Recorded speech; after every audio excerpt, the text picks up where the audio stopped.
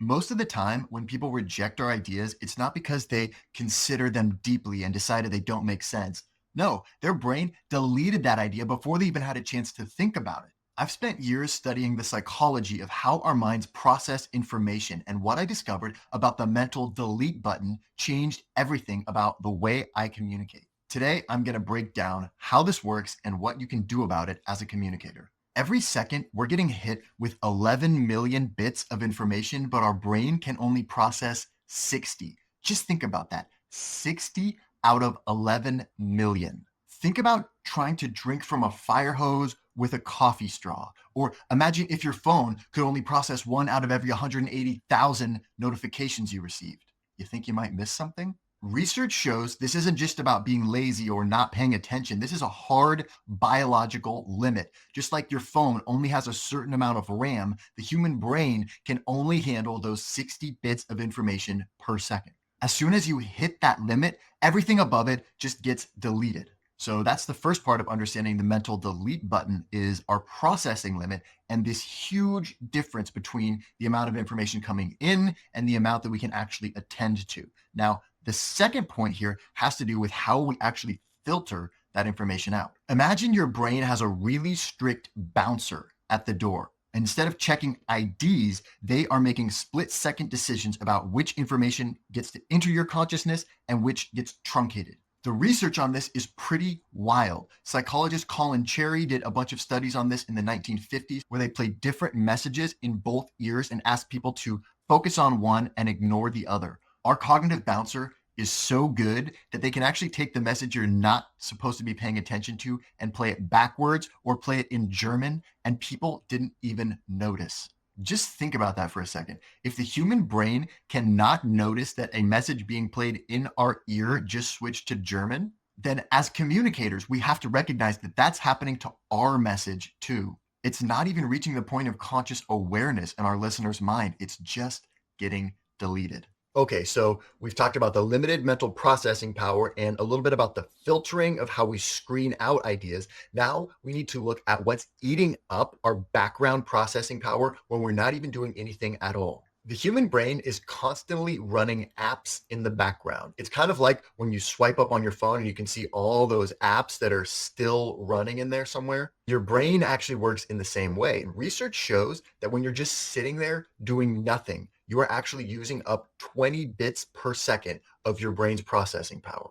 And that's a lot of power because having a conversation uses up almost all of your power, about 60 bits per second. So what often happens is we're having a conversation, but we're not even able to really fully follow what's happening because we have so many background apps running. We don't actually have enough cognitive capacity left over to be fully engaged in the conversation. So these are the three mental systems that make up our brain's delete button: that limited capacity, the attentional filter, and the background load that's always happening in there. Now, let's look at the three things that most commonly trigger this delete button. Our brain's processing power isn't consistent throughout the day. Research shows that we basically wake up with a full tank of mental processing power every day. But just like how your phone's battery gets used up faster when you have a lot of apps running, your brain does the same thing. The more you're making decisions and processing information, the faster you're depleting your mental bandwidth.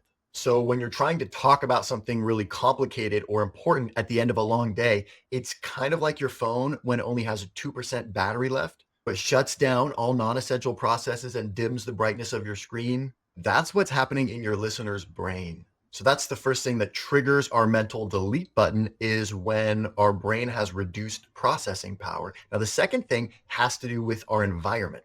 You know what's really interesting about our brain's processing power? About 40% of it can get used up just dealing with our environment. The research is pretty wild on this. Even background noise that we're not consciously aware of can eat up massive amounts of mental energy.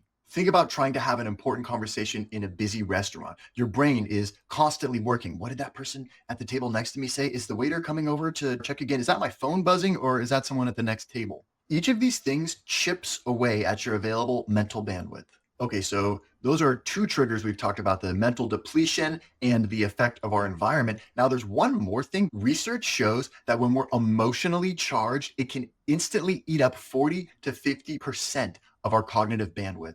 Think about the last time you tried to explain something to someone who was worried about a deadline or excited for a date later or frustrated about something that happened earlier. It probably felt like talking to a wall. That's because their brain was already using most of its processing power just dealing with all those emotions. I remember once years ago trying to pitch this really important idea to my boss after he had a tense board meeting. It was a complete waste of time. His brain was so tied up with all these emotions, he had no ability to process complex new information. Okay, so now that we know what the delete button is and some ways that it often gets triggered, let's look at how we can avoid triggering it. I'm going to cover two strategies here that you might find helpful. Research shows there's a perfect sweet spot of complexity where ideas can get through into our brain without triggering our mental delete button. And this window is a lot smaller than most people think. You know how your phone starts glitching if you have too many apps open at once? Well, research shows our brain does the same thing. We can only handle about 3 to 4 pieces of new information at one time. And if you have more than that going on, your mental processor starts force quitting applications. I see this happen in presentations all the time. Someone will share 10 great points and people will remember none of them. When you shave it down to just 3 big ideas, people can recite them all word for word.